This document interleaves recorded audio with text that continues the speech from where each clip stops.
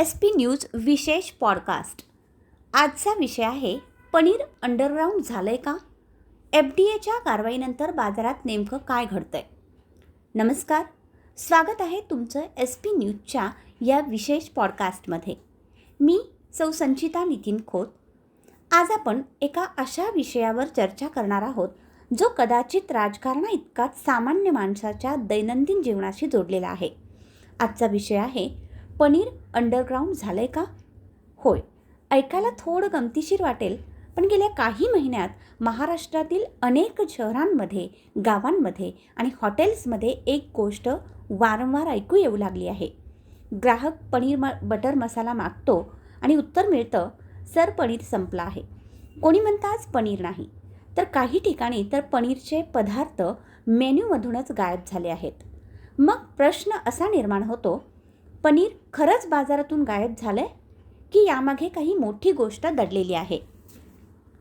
आजच्या या पॉडकास्टमध्ये आपण पनीरच्या ताटापासून ते FDA कारवाईपर्यंत आणि ग्राहकांच्या आरोग्यापासून ते बाजारातील वास्तवापर्यंत संपूर्ण चित्र समजून घेणार आहोत.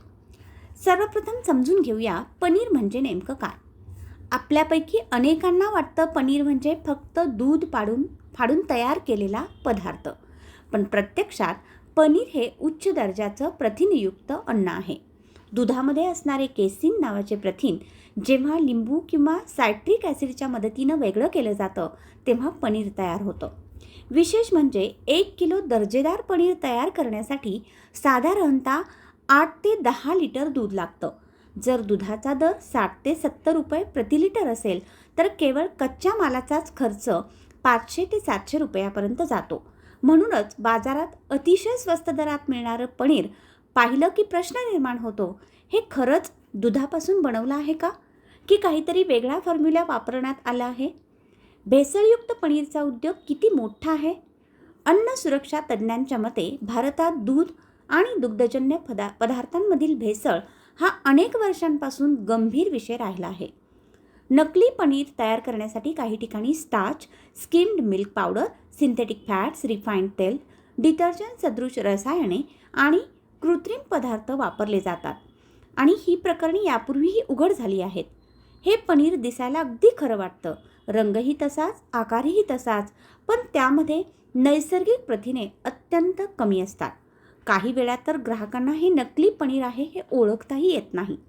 विशेषतः मोठ्या प्रमाणात स्वयंपाक करणाऱ्या काही हॉटेल्स, धाबे किंवा केटरिंग व्यवसायांमध्ये स्वस्त मालाची मागणी असल्यानं अशा उत्पादनांना बाजार मिळत असल्याचं तज्ज्ञ सांगतात. नकली पनीर शरीरासाठी किती धोकादायक असू शकतं? ही बाब केवळ आर्थिक फसवणुकीची नाही, तर आरोग्याशी थेट संबंधित आहे. भेसळयुक्त पनीरमध्ये वापरल्या जाणाऱ्या काही घटकांमुळे पोटाचे विकार, अन्नविषबाधा, उलट्या, जुलाब, यकृतावर ताण, किडनीवर परिणाम, लहान मुलांमध्ये पोषणाची कमतरता अशा समस्या निर्माण होऊ शकतात. तुम्ही पनीर खाल्लं म्हणून शरीराला प्रथिने मिळत आहेत असा समज असतो, पण जर ते पनीरच नकली असेल तर शरीराला अपेक्षित पोषण मिळत नाही. मग FDAने काय केलं? महाराष्ट्र अन्न औषध प्रशासन अर्थात FDAने गेल्या काही काळात राज्यभर विशेष मोहीम सुरू केली. विविध डेअरी, गोदामे, उत्पादन केंद्रे आणि पुरवठादारांकडे छापे टाकण्यात आले. संशयित नमुने तपासणीसाठी पाठवण्यात आले. अनेक ठिकाणी नियमांचे उल्लंघन आढळल्यास कारवाईही करण्यात आली.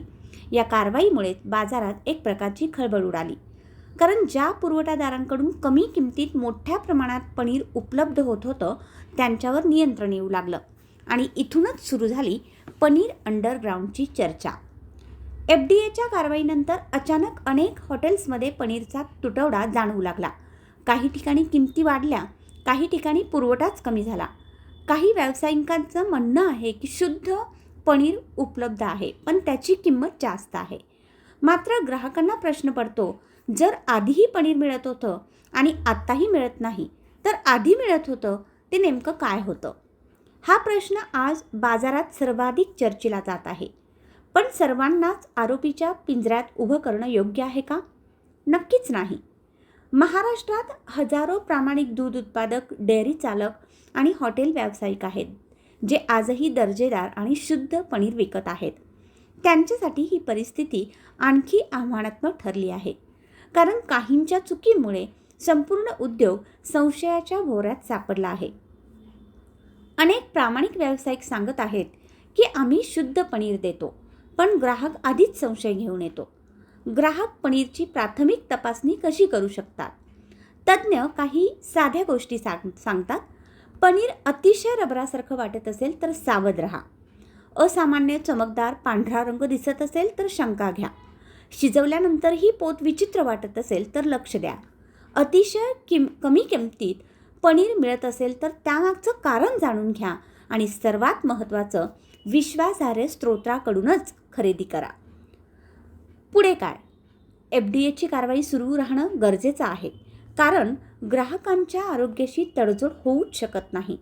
पण त्याचवेळी शुद्ध उत्पादन करणाऱ्या डेअरी आणि उत्पादकांना प्रोत्साहन देणंही तितकंच आवश्यक आहे.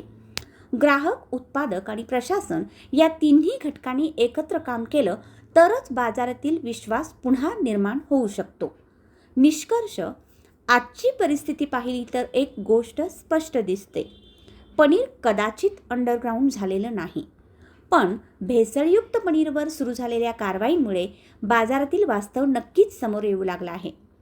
आता खरी लढाई आहे स्वस्त आणि संशयास्पद उत्पादनांविरुद्ध आणि सुरक्षित दर्जेदार अन्नासाठी. म्हणूनच आजचा सर्वात मोठा प्रश्न, पनीर संपलंय की पोलखोल सुरू झाली आहे? या प्रश्नाचं उत्तर तुम्हीच द्या.